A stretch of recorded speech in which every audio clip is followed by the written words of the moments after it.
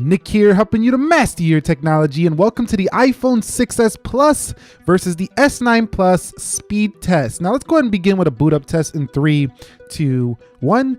And this phone on the left has an Apple A9 CPU with 2 gigs of RAM versus the Snapdragon 845 with 6 gigs of RAM, so triple the RAM on the S9 Plus. And the reason I'm doing this is because you guys seem to like the SE versus the S9, so I figured let's do the pluses now and see how this older 6s Plus compares to the S9 Plus. And you can see the S9 Plus way ahead there on the boot up. Well, not way ahead, about 3 seconds, but still the boot up round goes to the Galaxy S9 Plus. Okay guys, so the Galaxy S9 Plus easily won the boot up test, but let's go ahead and see which one is faster with the fingerprint. Now, the iPhone 6s Plus does have 2nd gen Touch ID, but that fingerprint on the S9 is very fast. So let's go ahead and see which one is quicker. 3, 2, 1.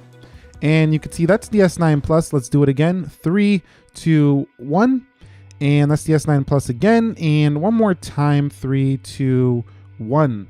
And you can see S9 Plus again. So it always wins on the boot up test and the speed test on the fingerprint usually for the Galaxy S9 Plus. All right guys, so here we are quickly confirming the software. 11.3.1 for the iPhone 6s Plus, Samsung 9.0 with 8.0 Oreo running the show here. So let's go ahead and close out the settings applications and begin with the app speed test now to see which one is quicker in the day-to-day performance. Single core right here. Let's go into Instagram. And you can see that is the Galaxy S9 Plus with the load first, flipping through some menus. That look like the 6s Plus and going through some. So they're about the same in Instagram. Apple Health versus Samsung Health. And you could see that is the iPhone 6s Plus calculator. That's similar, but I think the S9 Plus. Let's go into settings. You could see about the same, but S9 Plus gets the win there. Let's go into calendar. That's easily to the S9 Plus. Let's go into Twitter. And you can see Twitter is first for the S9 Plus by a huge margin. Let's go into WhatsApp. WhatsApp first again on the S9 Plus. Snapchat. Snapchat again load a little bit faster on the S9 Plus. Let's go into YouTube. And you can see YouTube is first on the right. Let's go into the library, activity, subscriptions, trending. You could see that it's about the same. Fast scrolling versus smooth scrolling again here for Apple versus Samsung. Let's go into Amazon. And you can see Amazon is first on the right there easily for the S9 Plus. Chrome. And you can see that's the S9 Plus again. And let's go into the nickackermanchannel.com, my website. You guys can go visit it if you like. I do have a blog over there. And let's hit go. And you can see that was the iPhone 6s Plus. Let's hit the hamburger menu. And let's just scroll through some of my best video section. And you could see that is the right for the S9 Plus. So that's pretty much a wash in browsing. It's going to be about the same when you're actually in the browser. What about Lightroom? And you can see Lightroom is first for the S9 Plus. Slightly behind it is the 6s Plus. What about Netflix? And Netflix shows a win here for the right on the S9 Plus, just very slightly. Let's go into Jetpack Joyride. And let's see which one can come through on the game here. And here goes the S9 Plus with the win. But can the iPhone 6s Plus come back in something like Dead Trigger 2, which is a little more graphically intensive? And you can see loading on the S9 Plus. Yes, it does. So the S9 Plus loses here. Hit play. And see which one can go into this game first. Load up the graphics and things. And that is the 6s Plus. And here is the S9 Plus. So here is where the iPhone is still ahead sometimes. Let's go into Slither. You can see Slither opens first on the S9 Plus, but who can play it first? About the same. So it's about the same there on Slither. What about Geekbench? And you can see Geekbench opened almost identical. I couldn't even see that one. What about Speed Test? You can see Speed Test is first on the right, it looked like. Let's go into the cameras and that's good. Let's go into the phone dialers now.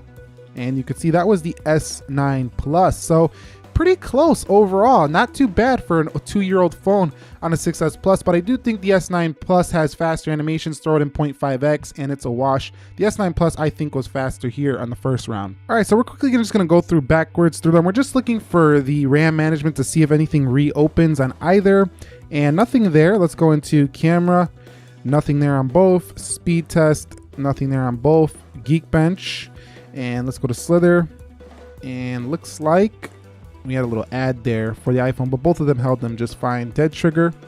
You can see the S9 Plus a little bit snappier there. What about Jetpack Joyride? And the iPhone 6s Plus a little snappier there. What about Netflix? And you could see that's the right. Lightroom. Let's go into Chrome. About the same. Amazon. That was the iPhone 6s Plus. YouTube. That's the S9 Plus. Snapchat. And we're having a reload there. That's where this 2 gigs of RAM. Ooh, another one. That's where this 2 gigs of RAM is really starting to show its age. You see Twitter had to reload again. And settings, I don't expect these Apple apps to have to reload. But yeah, you can definitely see where the newer phones, iPhones with more RAM, do shine a little bit over the older 6s Plus. There's the Instagram reload right there. So the RAM management round goes to the Galaxy S9 Plus. Okay, so you can see the Geekbench scores are in. The iPhone 6s Plus actually beats the Galaxy S9 Plus in the single core, but loses in the multi-core. So it's still a very good phone here for 2018 and the iPhone 6s Plus. So let's quickly run a speedtesttier.net to see which one has better Wi-Fi performance. Now they're both connected to the same Wi-Fi network, but you know, sometimes they improve the chips on the Wi-Fi inside of these phones and the technology. So let's just see if there's any differences here between the Galaxy S9 Plus and the iPhone 6s Plus. So we got about 119 on the download and about 12 here on the upload. We're going to get into the S9 Plus right now to see if this is any better over here, and let's see if it can pull in better speed. So we're not seeing better speed so far, maybe not. So doesn't look like it's going to beat this iPhone 6s Plus. Well, maybe it will. Maybe it will. Actually, 20, yes. So it slightly beats it, but they didn't show the dots, you know, after the 119. So we're pretty even there on the download. So what about this upload? Does it look about the same once again? And slightly faster on the upload. So not a big difference when it comes to your everyday Wi-Fi performance between the 6s Plus and the Galaxy S9 Plus. So based on the results of this speed test, I've come to the conclusion that the iPhone 6s Plus, just like most other iPhones, is still running very well. You might need a battery replacement, as I do with this one, but it was running at peak performance here. And the Galaxy S9 Plus is a fantastic Android smartphone, and I do think that, you know, Samsung is getting really good at the speed of their phones, and I think they're going to last much longer than they used to. The S9 Plus is the winner here in terms of overall speed and everyday use, but the gaming is still on the iPhone. If you're deciding to upgrade from a 6s Plus, I wouldn't be too concerned about the speed upgrade. I would look more at the other intangibles like the display, or we're talking about wireless charging, IP68 water resistance. This also retains a headphone jack if you were a 6s user and you want to keep that headphone jack. Fast charging. There's a lot to be offered here. Expandable storage with the S9 Plus, dual aperture camera. It's an amazing device overall, and I would say a solid upgrade. But if you're going for just speed, not too much. It's only slightly faster than a 6s Plus, even though it has, you know, the more RAM. It does do better there, but in the single core stuff, you're not really going to notice too much on a day-to-day. That's just how fast phones have been for quite some time now. If you guys found this video helpful, enjoyable, entertaining, informing, do me a favor, click that like button for me. And if you're new here, consider subscribing for